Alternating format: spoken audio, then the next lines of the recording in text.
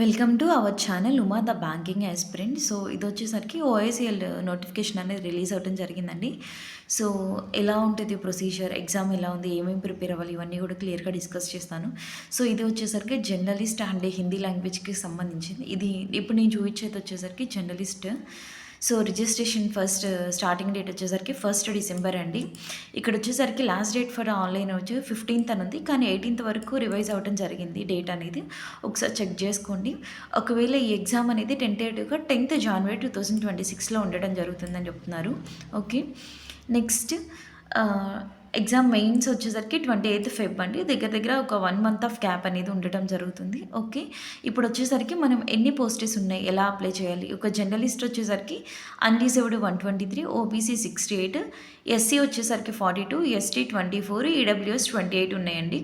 Okay, PWBD వాళ్ళకు కూడా A B C D అండి కేటగిరీ వైజ్గా ఇవ్వడం జరిగింది. ఓకేనా.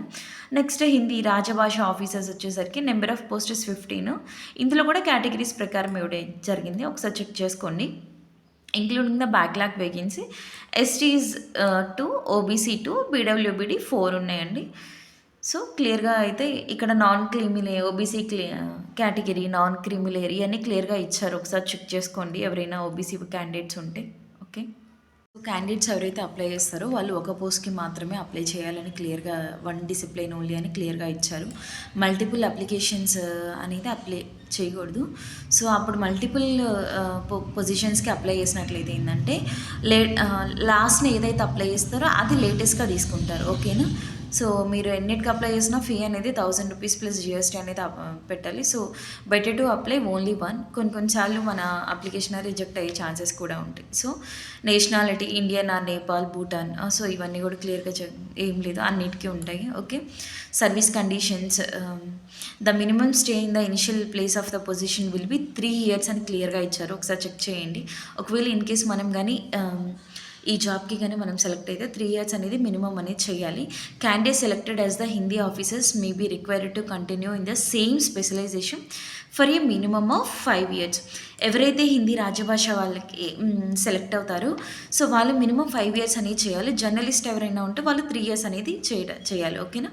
ఇంతవరకు ప్రొబేషనరీ పీరియడ్ అని ఇచ్చారు. ఓకే, సో ఇవన్నీ కూడా క్లియర్గా చూసుకోండి. ఏం లేదు, అన్నిటికీ ఉన్నట్టే ఉంది. 1 year ఉంటుందండి. The probation period may be extended twice by the further period of 6 months at a time, stretching up to 1 year అని ఇచ్చారు. ఓకేనా, ఇదంతా clear. Okay, next guarantee bond అనేది కూడా మనం కంపల్సరీగా రాయాలి బిఫోర్ జాయినింగ్ ద ప్రొబేషన్.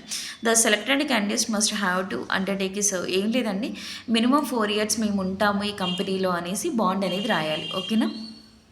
ఒకవేళ ఇన్ కేస్ మనం కానీ రిజైన్ చేయాలి అనుకుంటే 1 year గ్రాస్ శాలరీ అనేది మనం వాళ్ళకి పే చేయాల్సి ఉంటుంది. Okay, you have to think about it.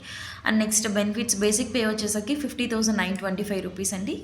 So ఇంకొంచెం ఎక్స్ట్రా కూడా ఉంటుంది. మొత్తం కలుపుకొని 85,000 per month అనేది మనకి రావడం జరుగుతుంది. అంటే పిఎఫ్, డిఏ ఇవన్నీ ఉంటాయి కదా. సో ఇవన్నీ మెడికల్ బెనిఫిట్స్, గ్రూప్ పర్సనల్ ఇవన్నీ కూడా ఉంటాయి. ఎడ్యుకేషన్ క్వాలిఫికేషన్ ఏముండాలి, ఎసెన్షియల్ జర్నలిస్ట్ పొజిషన్కి వచ్చేసరికి ఏదైనా గ్రాడ్యుయేషన్, బీటెక్ కానీ, డిగ్రీ కానీ, ఇంకేదైనా బీకామ్ కానీ, బీఎస్సీ కానీ 60% ఆఫ్ మార్క్స్ అనేది ఉండాలి. జనరల్గా అయితే 55% ఎస్సీ ఎస్టీ క్యాండిడేట్స్కి ఉంటే సరిపోతుంది. రాజభాష వచ్చేసరికి master degree in a recognized university in Hindi with English as compulsory or adjective subject as the medium of examination 60% అని ఉండాలండి, Hindi and English. Okay, next ఇవి సేమ్ ఇచ్చారు.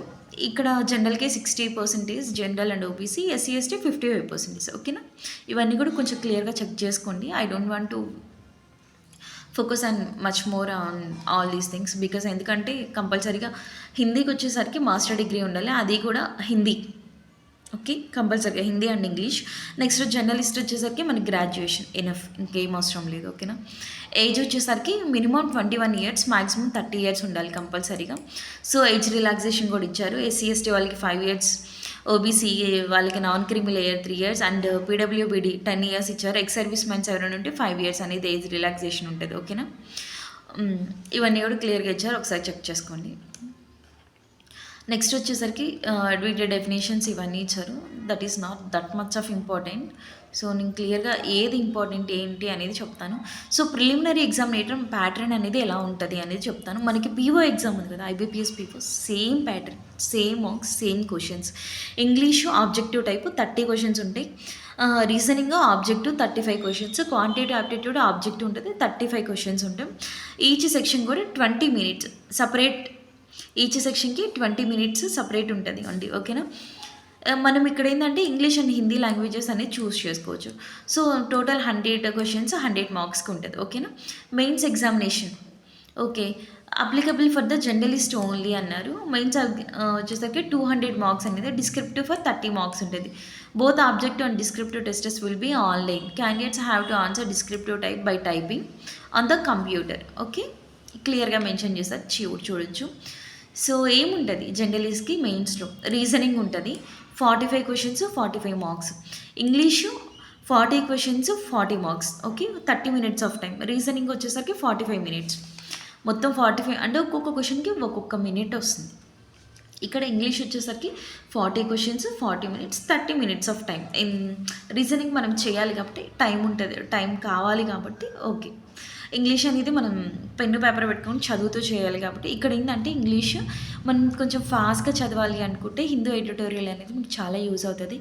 లేదనుకో ద ఎకనామిస్ట్ అని ఒక మ్యాగజైన్ ఉంది, అది ఒకసారి మీరు ఫ్రీగా ఇన్స్టాల్ చేసుకొని రిజిస్ట్రేషన్ అయ్యి ఒకసారి చదవండి, చాలా బాగుంటుంది. నేనైతే ఒకసారి 2-3 టైమ్స్ చదివాను, నాకైతే కొంచెం యూజ్ అయింది అనిపించింది. ఓకేనా? అండ్ నెక్స్ట్ జనరల్ అవేర్నెస్ వచ్చేసరికి 40 questions 40 marks, 20 minutes of time అనేది ఇచ్చారు. 20 మినిట్స్, ఒక్కొక్క క్వశ్చన్కి హాఫ్ మినిట్ ఆఫ్ టైం పడుతుంది. ఓకేనా? Next test of quantitative aptitude 40 questions 40 marks 40 minutes of time. ఓకేనా? నెక్స్ట్ వచ్చేసరికి computer knowledge 35 questions 30 minutes of time, 15 minutes of time ఉంటుంది. 35 క్వశ్చన్స్ 35 మార్క్స్. ఓకేనా? ఇంగ్లీష్ లాంగ్వేజ్ వచ్చి SA 20 marks and precise writing 10 marks అండి. మొత్తం 2 questions ఉంటాయి, 30 marks ఉంటుంది. English 30 minutes of time ఇచ్చారు. ఓకేనా? ఇక్కడ క్లియర్గా ఎక్స్ప్లెయిన్ చేశారు. And applicable for the Hindi officers. Hindi ఆఫీసర్స్కి ఎలా ఉంటుంది? టైపింగ్ టెస్ట్ ఉంటుంది, మ్యాక్సిమం మార్క్స్, మీడియం, ఇవన్నీ కూడా క్లియర్గా ఇచ్చారు. వీళ్ళకి సేమ్ రీజనింగ్ ఉంటుంది, 25 questions 25 marks. Okay, 30 minutes of time. English వచ్చేసరికి 25 questions 25 marks, 20 minutes of time. And next professional knowledge. వీళ్ళకి ఏంటంటే రాజభాష కదా, test of the Hindi and English, grammar, vocabulary, knowledge, act, rules, ఇవన్నీ కూడా ఉంటాయంట. So 50 questions 100 marks, 50 minutes of time. Maximum score అనేది ఇక్కడ ఉంది, ఒకసారి చెక్ చేసుకోండి. General awareness same 25 questions 25 marks, 10 minutes of time. Okay, computer knowledge same మనకి ఎలా ఉందో అలా వాళ్ళకి కూడా అంతే, 25 questions 25 marks, 10 minutes of time. Next వచ్చేసరికి డిస్క్రిప్టివ్ వచ్చేసరికి ఇంగ్లీష్ ఎస్సే 10 మార్క్స్ ఉంటుంది, Hindi essay 10 marks, letter of writing Hindi 10 marks, and English to Hindi translator 10 marks, అంటే Hindi to English translator 10 marks. మొత్తం వచ్చేసరికి 5 questions 50 marks, 60 minutes of time, 1 hour of time. ఓకేనా? క్లియర్గా చూడొచ్చు. This is completely regarding the notification. Important things అయితే నేను క్లియర్గా explain చేయడం జరిగింది. అండ్ ఫీ పేమెంట్ వచ్చేసరికి 1000 రూపీస్ అండి. ఓకే, అండ్ అప్లికేషన్ ఫీ అనేది ఎక్కువ ఉంది. ఎస్సీ ఎస్టీ పీడబ్ల్యూబీడీ అయితే 250 రూపీస్ సరిపోతుంది along with GST. And next all candidates other than SC ST PWBD అంటే జనరల్ ఓబీసీ క్యాండిడేట్స్కి 1000 రూపీస్ అండి. ఓకేనా? So this is the thing. Okay, examination centres Andhra Pradesh అయితే విజయవాడ, గుంటూరు, ఇవన్నీ క్లియర్గా ఇచ్చారు, ఒకసారి మీరు చెక్ చేసుకోవచ్చు. సో మనకు కావాల్సిన మన తెలంగాణ వచ్చేసరికి హైదరాబాద్, రంగారెడ్డి, ఈ 2 అయితే ఇవ్వడం జరిగింది. Warangal, Khammam, Karimnagar. Okay, this is completely about it. And phase 2కి వచ్చేసరికి ఆంధ్రప్రదేశ్లో వచ్చేసరికి ఆంధ్రప్రదేశ్ అండ్ తెలంగాణ రెండింటికి కలిపి హైదరాబాద్ మాత్రమే ఇచ్చారు. ఓకేనా? సో అప్లికేషను అప్లై చేసేటప్పుడు మెయిన్స్ ఎగ్జామినేషన్కి అంటే 3 ప్రిఫరెన్సెస్ ఉంటాయి కదా, ప్రతి దానికి కూడా ఒకటే స్టేట్ ఇవ్వడం కుదరదు, డిఫరెంట్ స్టేట్స్ అనేది ఇవ్వాలి, అది ఒకసారి చెక్ చేసుకోండి. ఓకేనా? అప్లై ఎలా చేయాలి ఇవన్నీ కూడా క్లియర్గా ఇవ్వడం జరిగింది. ఓకేనా? This is regarding the everything.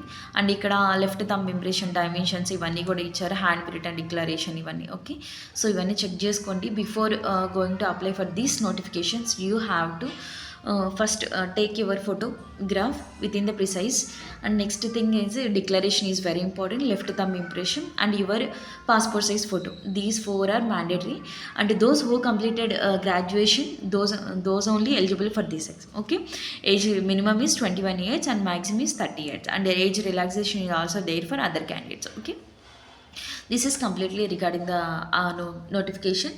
So guys 18th లోపు మీరు క్లియర్గా ఎక్స్ప్లెయిన్ చేయండి. ఓకేనా? Thank you. క్లియర్గా నోటిఫికేషన్ ఒకటికి 2 times చదివేసి, మనకి ఎందుకంటే బాండ్ కూడా ఉంది కాబట్టి మంచిగా అప్లై చేయడానికి ట్రై చేయండి. ఓకే, ఇంకోటి ఏంటంటే మిస్టేక్స్ అనేది అప్లై చేయొద్దు. ఓకేనా? Okay, thank you guys. And ఎవరైనా కొత్త వాళ్ళు మన ఛానల్ చూసినట్లయితే ఏం చేయాలి, కుదిరితే లైక్ చేసి సబ్స్క్రైబ్ చేసి మీకు తెలిసిన వాళ్ళకి యూజ్ అవుతుంది డెఫినెట్లీ ఇలాంటి నోటిఫికేషన్స్ అనేది. సో షేర్ చేయడానికి ట్రై చేయండి. ఫస్ట్ టైం మన ఛానల్ ఎవరైనా చూసుకుంటే డెఫినెట్లీ సబ్స్క్రైబ్ చేయడం మాత్రం మర్చిపోవద్దు. ఓకేనా? Thank you.